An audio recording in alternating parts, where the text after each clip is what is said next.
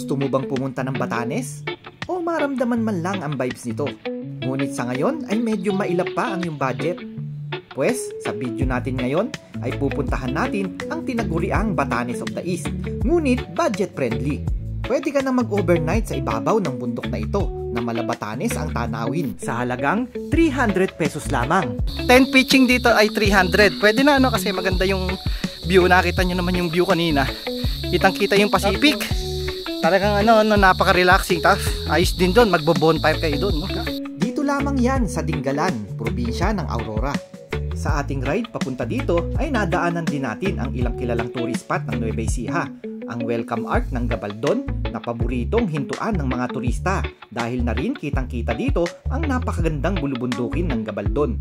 Nadaanan din natin ang tinaguriang New Zealand ng Nueva Ecija. Ito ang tinatawag nilang New Zealand ng Nueva Ecija. Ito ang Calabasa River. Samahan niyo muli kami sa aming naging adventure ride patungong Dingalan. Tara na! Alam naman natin yung nangyayaring sigalot ngayon doon sa West Philippine Sea. Ayun speaking of yung kanina yung mga American forces, ito nakasalubong natin Ayan Ang maganda at mapagpalang araw uli sa inyo mga kadyas. Ngayong tanghali na ang biyahe natin ngayon ay tanghali na.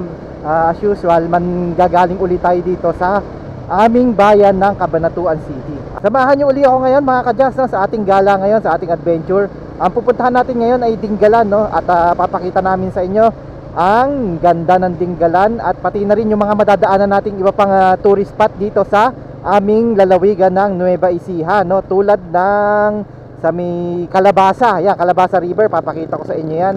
Yung yung sikat na welcome arch doon na yung merong ibon, yung merong agila na laging dinadayo ng mga riders. Pupuntahan din natin yan. Linggo ngayon. Siguradong napakaraming tao ngayon na papunta sa Dingalan, mga riders at mga iba pa, mga campers, mga turista, lahat ng mga turista na pupunta ng Dingalan ngayong araw na to. Nga pala mayroon nga pala tayong kasama ngayon sa ating gala ngayon. Ating katrabaho, kasama natin ngayon. Ang pangalan niya ay si Jack Roberto. Hindi, ang pangalan niya talaga ay Ryan Roberto. Shout out sa iyo, Ryan Roberto. Kay paring Ryan. Tinatawag lang namin siyang Jack, kasi pares Roberto. So ayun, kasama natin siya ngayon. Hindi ko alam kung isasama niya ngayon yung kanyang anak, pero tingin ko baka kasama niya. At imimit niya ano ba yan? Nabubulol. Imimit niya alam niya, lagi talaga tayong nabubulol. Imimit natin siya ngayon. Ayun, nakakuha din. Imimit natin siya ngayon sa Barangay Bangad dito sa Cabanatuan City. Dito na tayo sa Caltex. So, saan na ba yung ating kaibigan? Ayun, nasa 7-Eleven pala. So, kasama nga niya ang kanyang anak, Ayan, si paring Ryan Roberto, Jack Roberto. Ikaw, susundan kita. Ayun, ating naka-vlog ako. Ating tas kasama yung kanyang anak. Ikaw na mauna, sundan kita. Ikaw bahala. Sa muna tayo? Huminto muna tayo sa welcome sa may yung sa may Agila. Tanawan. Sige. Port Magsaysay, bali ito yung dito sa Nueva Ecija, yung pinakakampo ng mga militar dito, alam ko dito ngayon nandito rin yung mga may mga American forces din dito ngayon dahil nga sa may visiting forces, saka yung alam naman natin yung nangyayaring sigalot ngayon doon sa West Philippine Sea. So marami dito ngayong mga American forces saka mga Filipino forces na nagte-training dito sa bulubundukin ng Port Magsaysay dito sa Nueva Ecija. Maambun-ambun na, pumapatak-patak na. Sana naman hindi tumuloy, para hindi tayo maabalat, dire-diretso na lang ang ating pagbiyahe ngayon. So yun, naalala ko nga pala yung mga kaibigan natin, yung mga kabiyaheros riders ng Bulacan, shoutout sa inyo, sa isa't bulol pa tayo, shoutout sa inyo, mga kabiyaheros ng Bulacan, mga kaibigan natin yan, mga kabiyaheros riders ng Bulacan. So yun, namimiss na natin sila, ang mga kabiyaheros riders ng Bulacan ay malapit na malapit sa puso natin yan, shoutout sa inyong lahat at namimiss ko na kayo, mga kabiyaheros riders. Sana dumating sa mga susunod na pagbiyahe makasama ulit ako sa inyo, Dito na tayo sa Tanawan, na kung ewan ko lang kung familiar kayo, medyo napabayaan na ng konti, kasi hindi na masyado sigurong tinatao ngayon. Meron view deck dyan Kitang-kita yung buong Nueva Ecija dyan mga kadyas.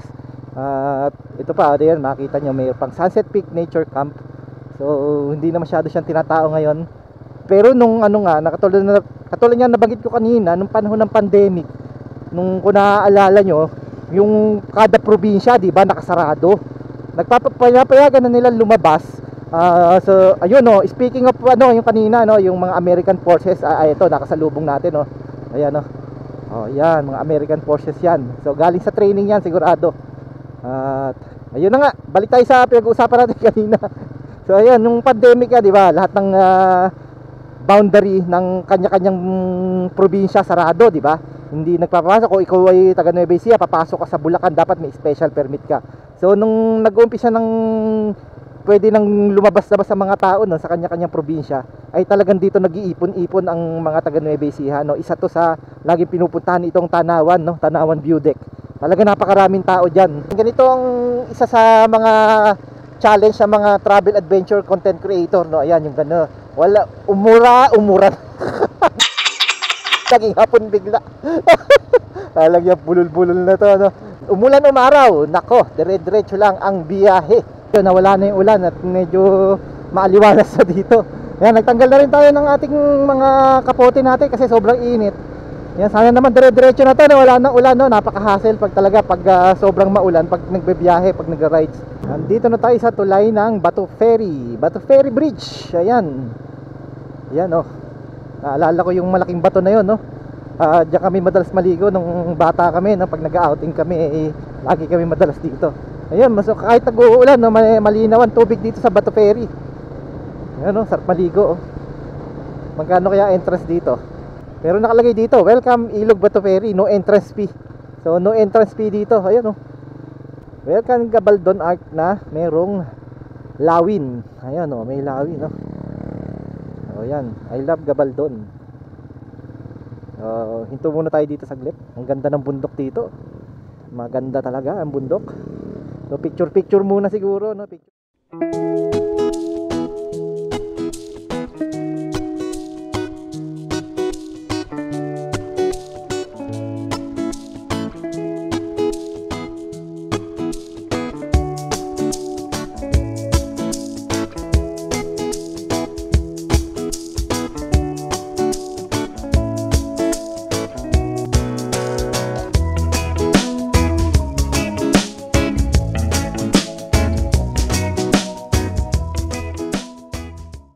Pag dito ka dumadaan, talaga nakaka-mesmerize ang ano dito, nakaka-mesmerize ang ano dito, ang bundok, ang tanawin, no. Tapos ayan, no, chill ride lang. Ayan. Pero doon, no, hindi chill ride yun, nagmamadali. Ang ganda-ganda. Ang ganda-ganda dito. Oh. Panalo, oh. Tapos chill ride lang tayong ganyan, no. Ganda talaga ng Dingalan, kaya Dingalan ng Gabaldon, no, kaya dinadayo to dahil sa mga bundok dito. Susunod naman natin pupuntahan ngayon, palipad din tayo ng drone, no, ang Calabasa River, no. Calabasa River na to. Calabasa River. So yun, daming tao, oh. First time nating mapunta dito ngayon, no, mapalapit, no. Yan, first time natin mapalapit, kahit dito na lang siguro tayo. Ito ang ano, no, tinatawag nilang New Zealand ng Nueva Ecija. Ayan, kita-kita nyo naman yung mga bundok, oh. So mukhang nasa New Zealand, no? Palipad tayo ng drone.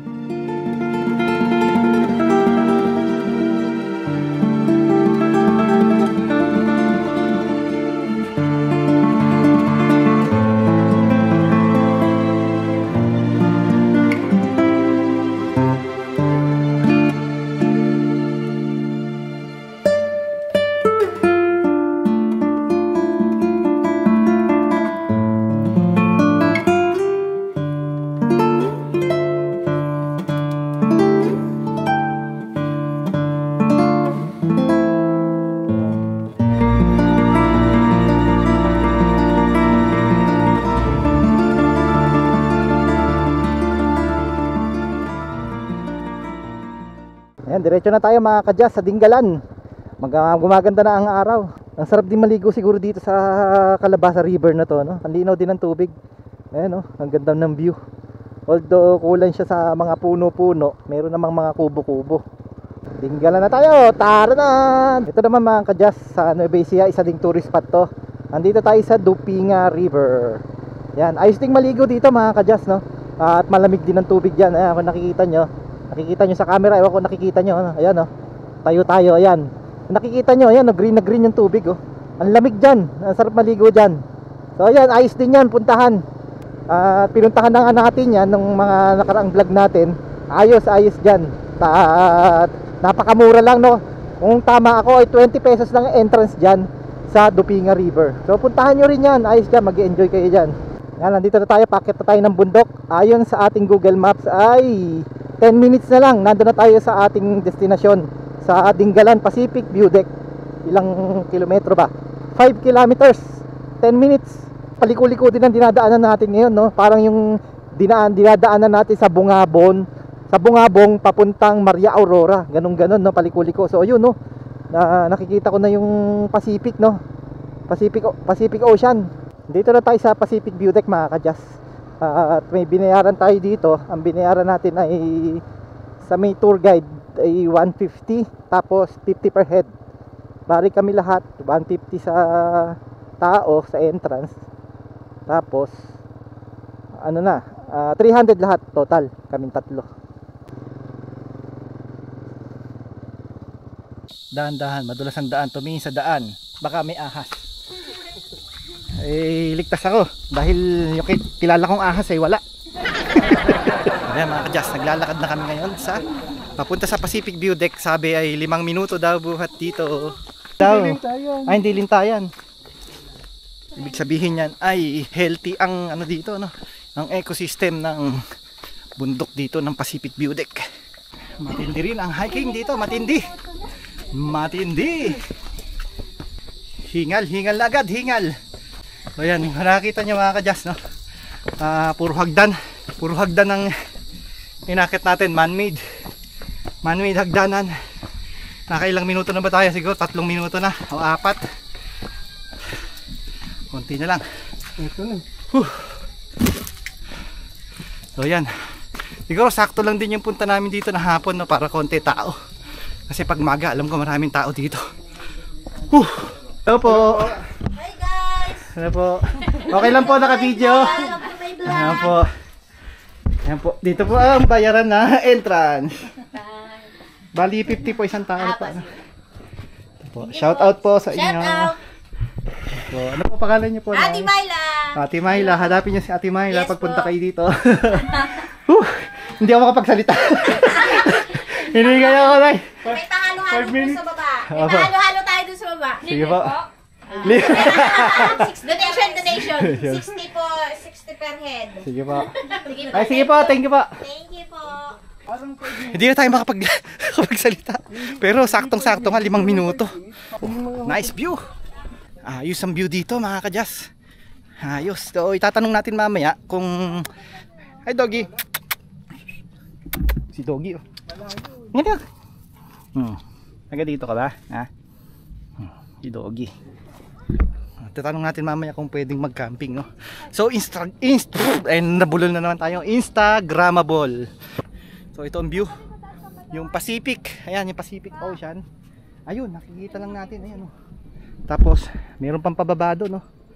O, ayan. Ito yung magtatay. Ayan, sa baba. So, ayan. Tingnan natin. Ayan. So, panalo dito, no? Wow. Nice. Ito pa, palipad tayo ng drone mga ka-Jazz.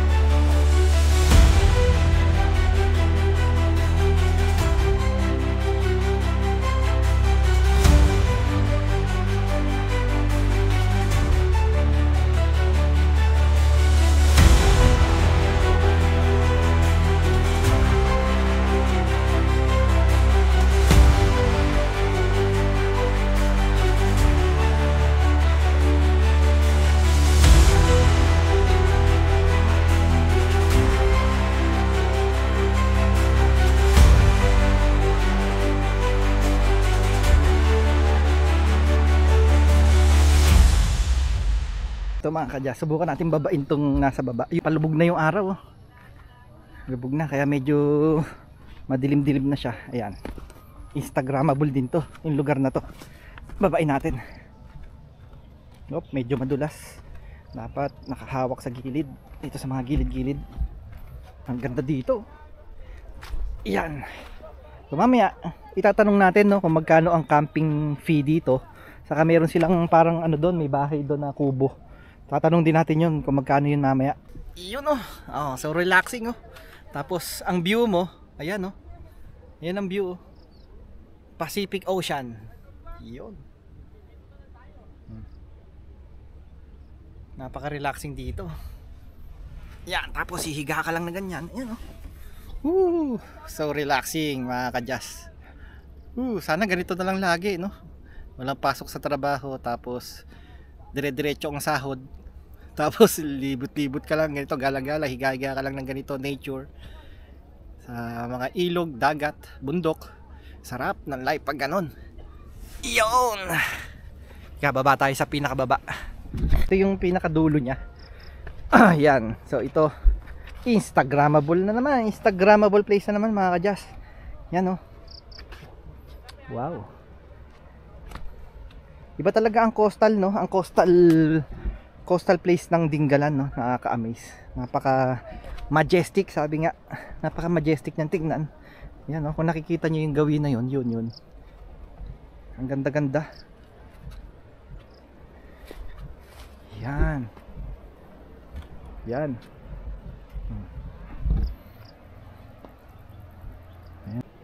Ganda ng view. Akit na tayo at tatanungin natin ngayon kila ate yung ngasiwa dito kung magkano yung camping fee, no? At sabi kasi nila pwede daw mag-camping nung mag-camping. Bulol-bulol na, no? Pwede daw mag-camping, no? Pag pumunta kayo dito sa Pacific View Deck. Napakagandang camping place nito. Kung nakikita nyo naman yung nasa likod natin. Ayan, no? Pacific, oh.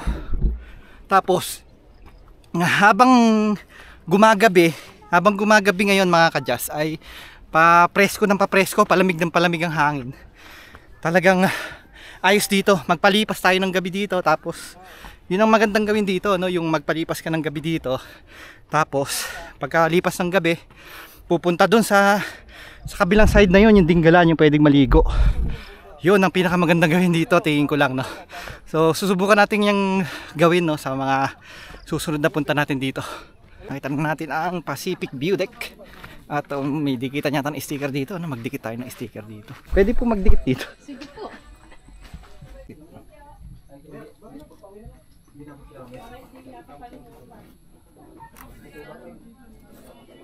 Order tayo ng halo-halo.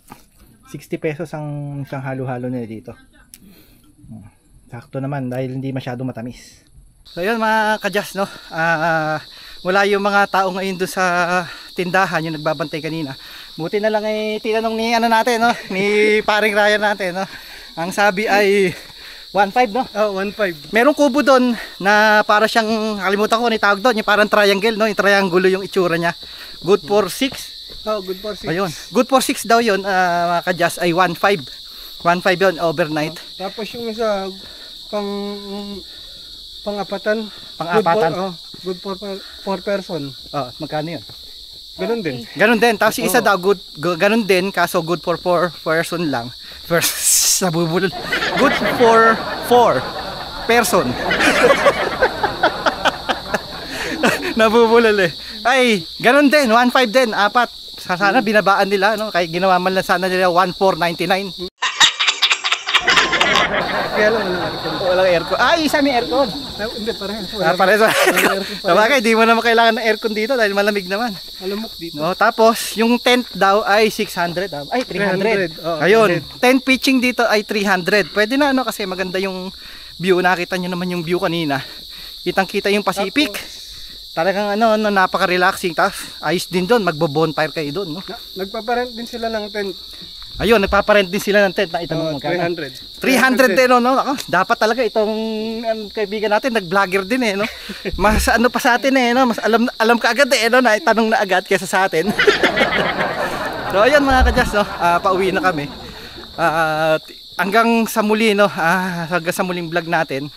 At maraming salamat kay Paring Ryan sa pagsama at sa kanyang anak. Ayun, kay Eliza, yun, sa kanyang anak na si Eliza. So, ayun mga kadyas, no? Maraming salamat. Kung hindi pa kayo nakakapag-subscribe sa ating channel ay kung maaari, sana, parang awa nyo na.